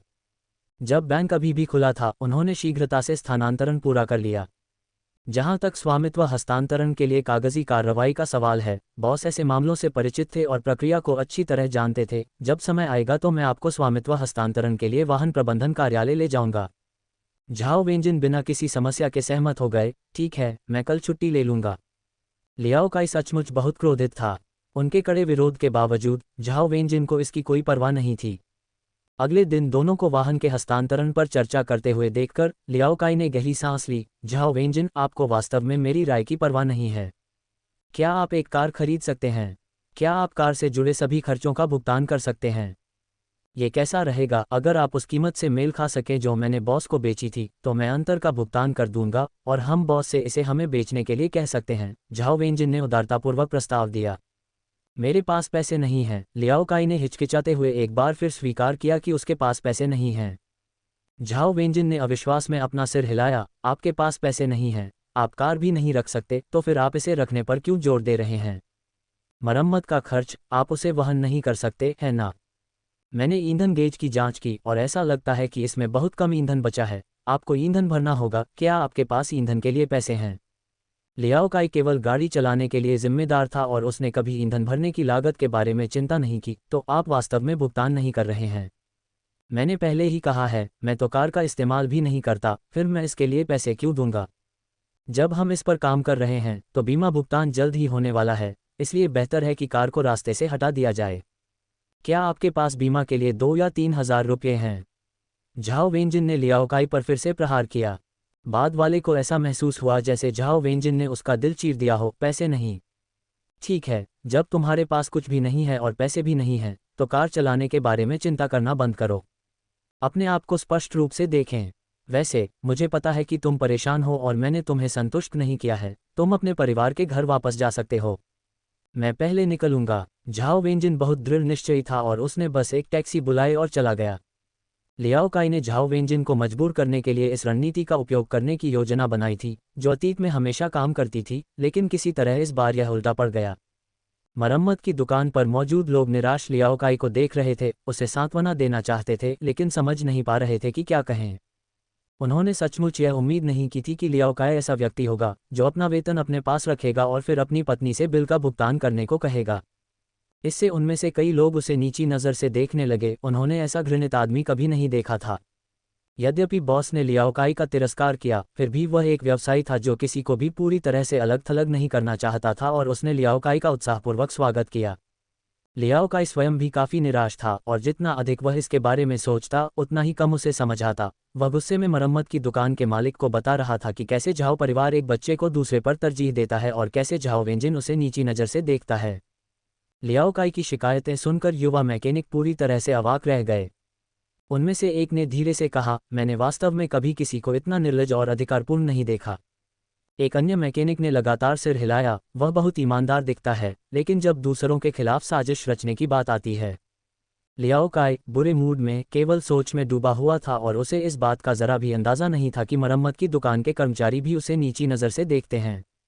वह बहुत क्रोधित और उदास था। उसका ध्यान केवल अपनी कुंठा को बाहर निकालने पर था तथा वह अपने आसपास के वातावरण या दर्शकों पर ध्यान नहीं दे रहा था। मरम्मत की दुकान के मालिक ने देखा कि प्रशिक्षु क्या चर्चा कर रहे थे और उसने कई बार उन पर कड़ी नज़र डाली। हालांकि वह उस आदमी को नीची नज़र से देखता था, लेकिन वह इस तथ्य को नज़रअंदाज नहीं कर सकता था कि उसने अतीत में बहुत सारे व्यवसाय की देखभाल की थी और अपने दोस्तों को मरम्मत के लिए दुकान पर आने की सलाह दी थी।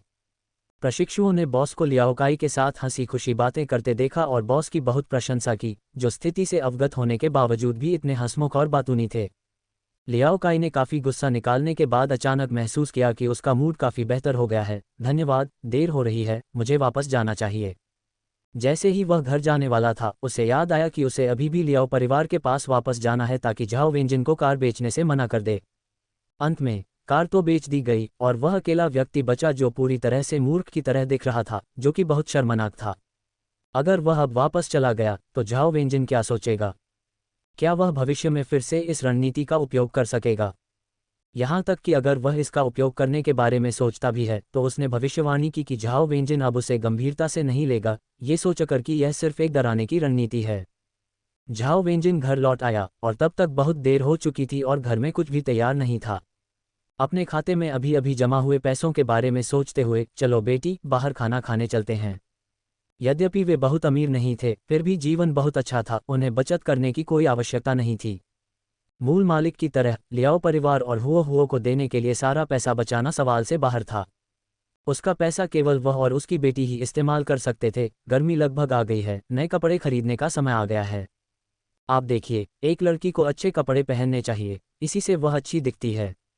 लियाओ जियायू को इस बात का कोई अंदाजा नहीं था कि वे अचानक बाहर खाना खाने क्यों जा रहे थे, और सिर्फ वे दोनों ही क्यों, लेकिन उसने इस बारे में ज़्यादा नहीं सोचा क्योंकि उसे लगा कि वह लियाओ परिवार के घर वापस चला गया होगा। पेट भरने के बाद दोनों खरीदारी करने गईं और कुछ कपड़े खरीदे। अगर युवती को भी सजने संवरने की जरूरत होती तो उसे भी वैसा ही करना पड़ता। जब आप आनंद ले सकते हैं तो कठिनाइयों भरा जीवन क्यों जिएं? यहाँ तक कि अगर लियाओ काई ने उसके पैसे बर्बाद करने के बारे में शिकायत की तो वह उसके सामने खड़ी होगी। आखिरकार वह उसका पैसा नहीं खर्च कर रही थी। यदि वह वास्तव में हस्तक्षेप करना चाहता था तो उसे लियाओ जुवान को परेशान करना चाहिए था, जिसके पास घर नहीं था और जिसके पति का परिवार संपन्न नहीं था। क्या उन्हें अग्रिम भुगतान के लिए बचत करने के लिए कड़ी मेहनत नहीं करनी चाहिए?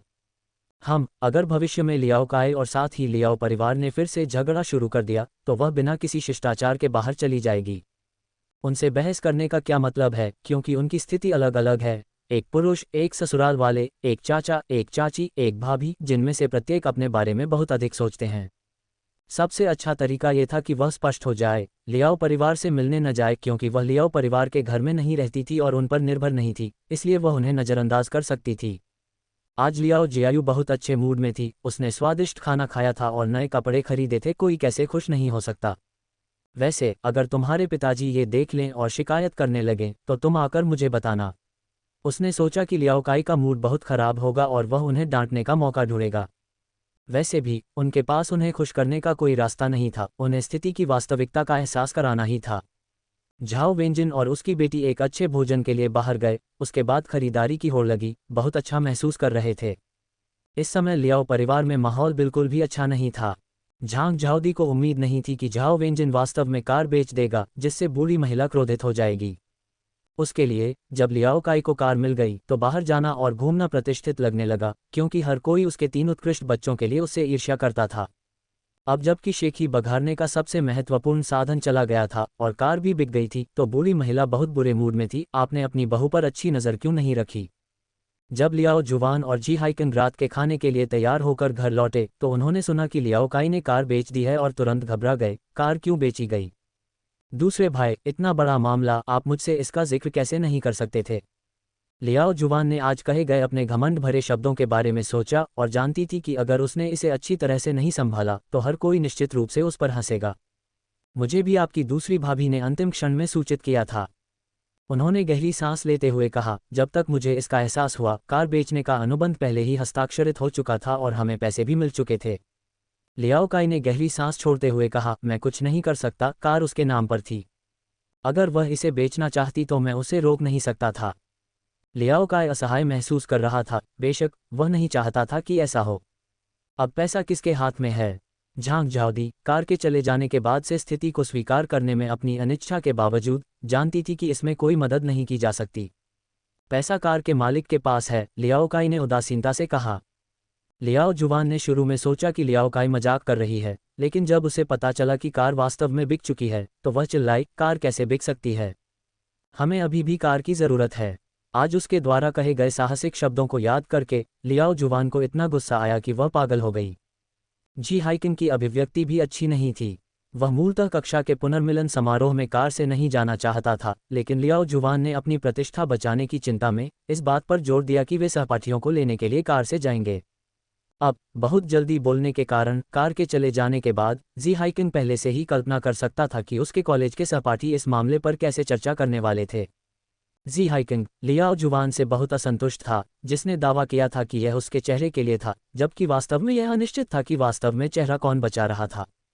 लेकिन वह शिकायत नहीं कर सकता था, अन्यथा न केवल लियाओ जुवान दुखी होगा, बल्कि पूरा लियाओ परिवार परेशान हो जाएगा और वे इस बारे में बात करना शुरू कर देंगे कि उसका परिवार कितना गरीब है। उन्होंने स्वीकार किया कि उन्होंने लियाओ जुवान को न केवल इसलिए चुना क्योंकि वह काफ़ी आकर्षक थी, बल्कि इसलिए भी कि वह राजधानी शहर से थी और उन्हें कुछ सहायता प्रदान कर सकती थी। हालांकि लियाओ परिवार से स्वीकृति प्राप्त करने के लिए उन्होंने अपना कर्तव्य भी निभाया था तथा लियाओ परिवार के छोटे बड़े मामलों का व्यक्तिगत रूप से ध्यान रखा था। और फिर भी वे अभी भी इस बारे में बात करते थे कि कैसे उन्होंने लियाओ जुवान से शादी करने के लिए अपने पद से ऊपर उठकर काम किया था। जी हाइकिंग ने मन ही मन आह भरी, गरीबी के कारण सीमित आकांक्षाओं से उनका यही मतलब होगा।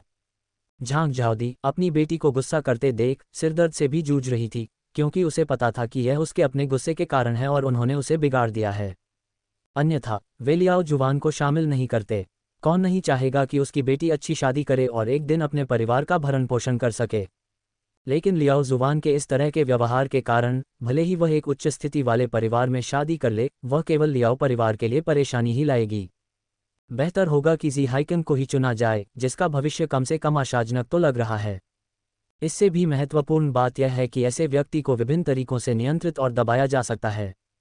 झांग झाओदी ने जी हाइकिन को निष्क्रियता से बैठे देखा, जैसे कि कुछ हुआ ही न हो, बिना कोई कार्रवाई किए, जिससे वह चिढ़ गई। जी हाइकिन, क्या तुम लियाओ जुवान को थोड़ा सा सांत्वना नहीं दे सकती? तुम में बिल्कुल भी चातुर्य नहीं है। मैं वास्तव में नहीं जानता कि लियाओ जुवान ने तुम्हें ही क्यों चुना। यहाँ ये फिर से है, चाहे उसने कितनी भी बार लगभग एक ही बात सुनी हो, जी हाइकिंग अभी भी इसकी आदत नहीं डाल सका। दोनों ने धनी परिवारों में विवाह किया, लेकिन लियाओ काई के जीवन को देखें, फिर उसके अपने जीवन को देखें, वे पूरी तरह से अलग दुनिया थे। भले ही वह दुखी था, वह असहाय था, और अगर उसने लियाओ जुवान को खुश नहीं किया तो यह निश्चित रूप से उसकी गलती के रूप में देखा जाएगा, और बाद में जो शब्द निकलेंगे वे और भी अप्रिय होंगे।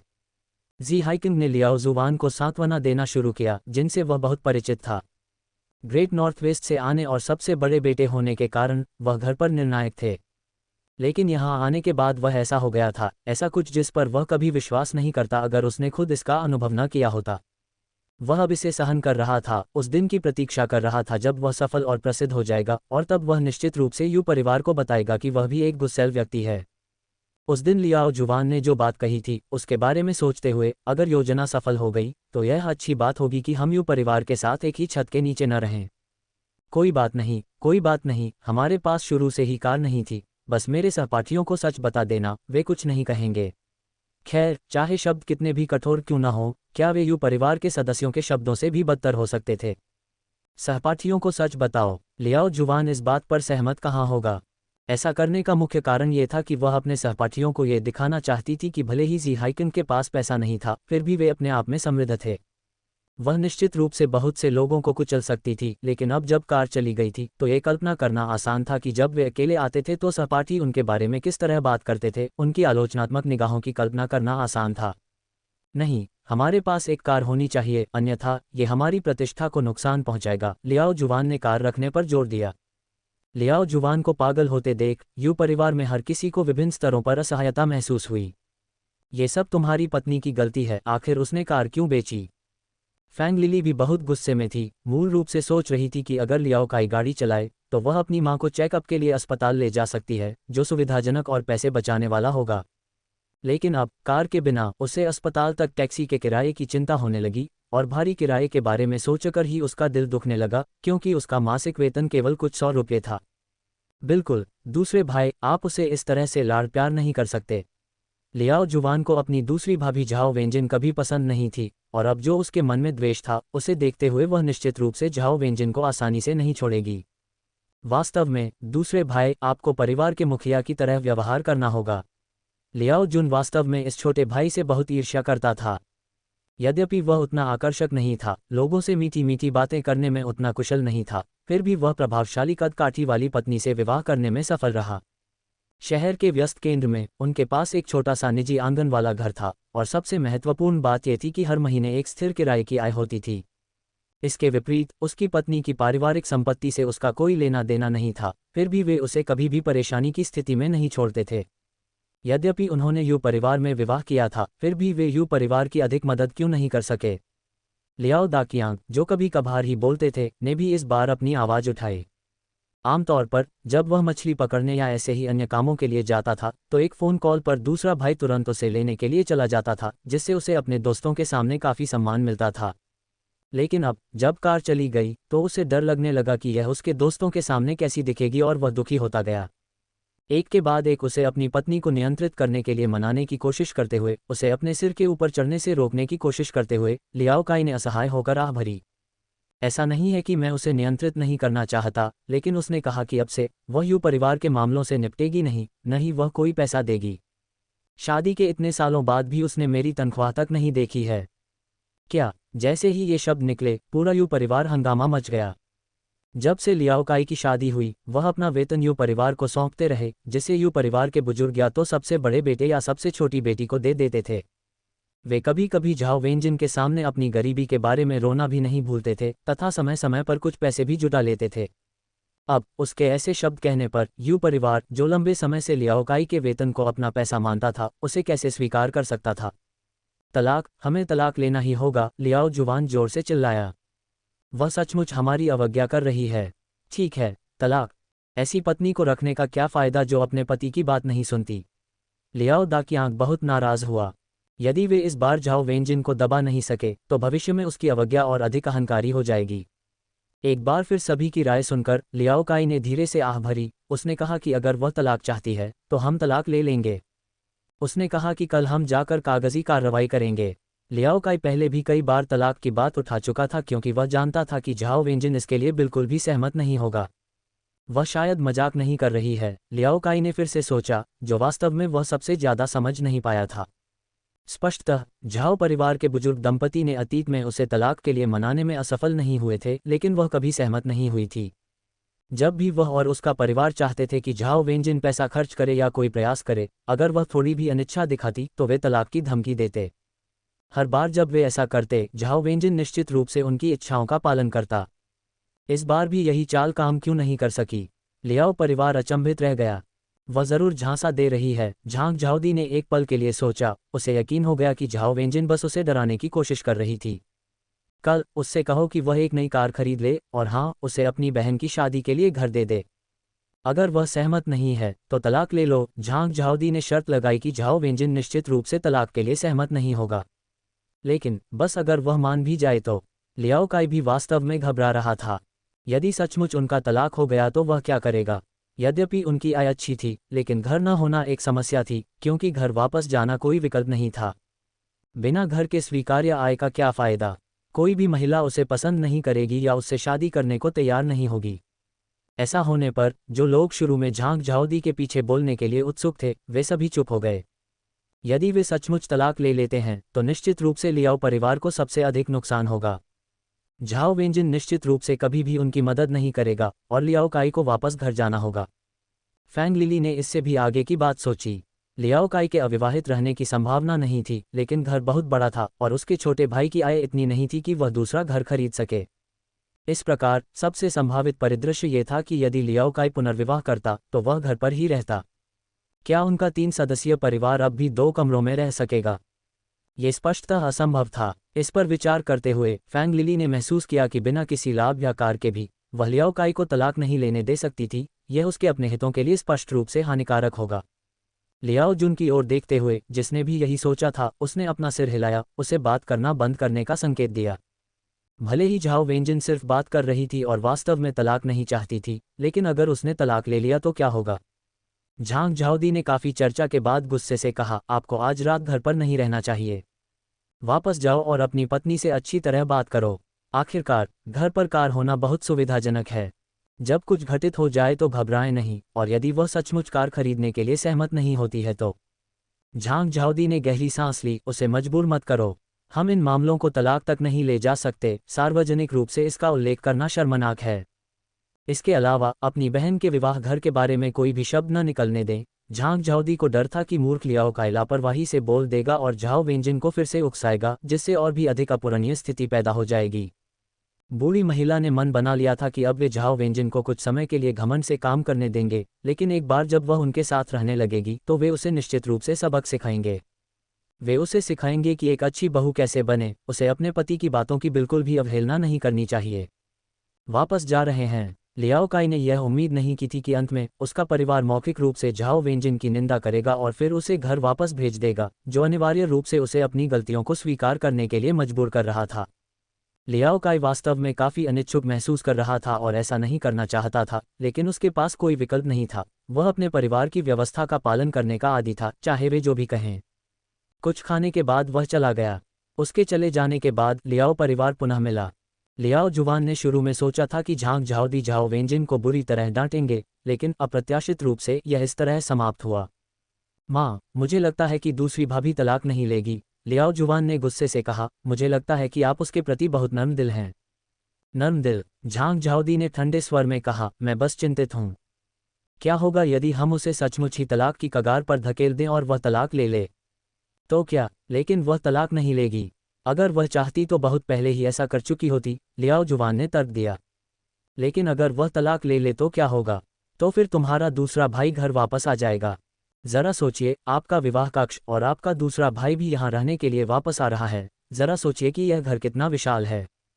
अगर यह घर न होता तो मैं इसे बर्दाश्त नहीं करता। झांग झाओदी ने मन ही मनाह भरी। यद्यपि उनकी सबसे छोटी बेटी परिवार में एकमात्र कॉलेज ग्रेजुएट थी, फिर भी इससे क्या लाभ हुआ? सांसारिक ज्ञान के संदर्भ में वह वास्तव में कुछ भी नहीं समझती थी। इससे वृद्ध महिला सचमुच चिंतित हो जाती थी। इससे वह जी हाइकिंग पर अपनी पकड़ मजबूत करने के लिए और अधिक दृढ़ हो गई। लेकिन अगर वह घर बदलने के लिए सहमत नहीं हुई तो क्या होगा? लियाओ जुवान चिंता से बच नहीं सका। क्या ये सिर्फ इसलिए नहीं है कि हम कार का बहुत अधिक उपयोग करते थे, इसलिए वह अंदर असहज महसूस करती थी और इसी कारण उसने कार बेच दी? यह उनके हितों से संबंधित था। लियाओ जुन और उसकी पत्नी दोनों ही पूरी तरह से ध्यान से सुन रहे थे। पहले सभी ने तय किया था कि घर लियाओ जुवान और उसके पति को मिलेगा और दुकान से प्राप्त किराए की आय का उपयोग पूरे परिवार के जीवन यापन के खर्च के रूप में किया जाएगा। लियाओ जुन और उनकी पत्नी ने पहले ही इस किराए की आय पर अपना हाथ रखने का फैसला कर लिया था। वे पुराने घर में रह सकते थे, ये ठीक था, लेकिन उनका बेटा बड़ा हो गया था और उन्हें उसके लिए एक दुल्हन कक्ष तैयार करने की आवश्यकता थी। जब उन्होंने शुरू में इस पर चर्चा की तो किसी ने भी यह अनुमान नहीं लगाया था कि झाओ वेंजिन असहमत होंगे।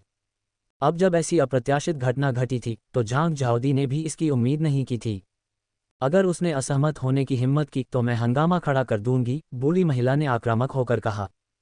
फैंग लिली ने पहले भी झांग झाओदी को हंगामा करते देखा था और उसे लगा कि चीजें वास्तव में उनकी योजना के अनुसार हो सकती हैं, इसलिए वह राहत की सांस लेने से खुद को नहीं रोक सकी। झाओ वेंजिन और उनकी बेटी अपने हाथों में सामान से भरे हुए घर लौट रहे थे, तभी लियाओ काई वापस आ रहे थे। लियाओ काई के उदास चेहरे को देखकर लियाओ जियायू झाओ वेंजिन के पीछे पीछे हट गया। जब से उसके नाना नानी चले गए थे, तब से छोटी लड़की स्पष्ट रूप से महसूस कर सकती थी कि लियाओ काई उसके प्रति नापसंदगी रखता है। झाओ वेंजिन ने अपनी बेटी की सारी हरकतें देखीं। ये लंबा चेहरा क्यों है? ये किसके लिए है? उसने धीरे से लियाओ जियायू के कंधे पर थपथपाया। अपने कमरे में जाओ, मैं तुम्हारे पिताजी से बाहर बात करूंगा। लियाओ जियायू ने झाओ वेंजिन को चिंतित होकर देखा। बाद वाले ने मुस्कुराते हुए कहा, ये ठीक है, ये झाओ परिवार का मैदान है। यहाँ मुफ्त में रहने वाले किसी व्यक्ति को फैसले लेने का अधिकार नहीं है। झाओ वेंजिन ने उस व्यक्ति को कोई अच्छा अनुग्रह नहीं दिया। अभी अभी छोटी लड़की की हरकतों से ही पता चल रहा था कि लियाओ काई आमतौर पर कितना घमंडी था। चूंकि उसके दिल और आंखों में केवल उसके माता पिता, बड़े भाई बहन बहनोई और भतीजे ही थे, तो फिर वह लियाओ निवास पर वापस लौट सकता है। यदि वह यहाँ रहने पर अड़ा है तो उसे यहाँ के नियमों का पालन करना होगा। लियाओ जियायू ने धीरे से कहा, माँ, अगर वह तुम्हें मारे तो? मार? झाओ वेंजिन ने अपनी आवाज़ ऊंची की। उसे मुझ पर हाथ उठाने की हिम्मत करने दो, मैं उनकी यूनिट के नेताओं से बात करूंगी। यदि यूनिट के नेता इसे संभाल नहीं सकते तो हम तलाक ले लेंगे। झाओ वेंजिन काफ़ी निर्णायक थे। उसके पिछले जीवन में ये कथित ईमानदार आदमी शारीरिक संबंध बनाने से नहीं रुका था। अब वह उसे चेतावनी दे रही थी। यदि वह अपना हाथ उठाने की हिम्मत करता तो वह निश्चित रूप से पीछे नहीं हटती। जब लियाओ जियायू को यकीन हो गया कि झाओ वेंजिन का यही मतलब है, तब वह धीरे धीरे घर में गई। वह अभी भी चिंतित थी।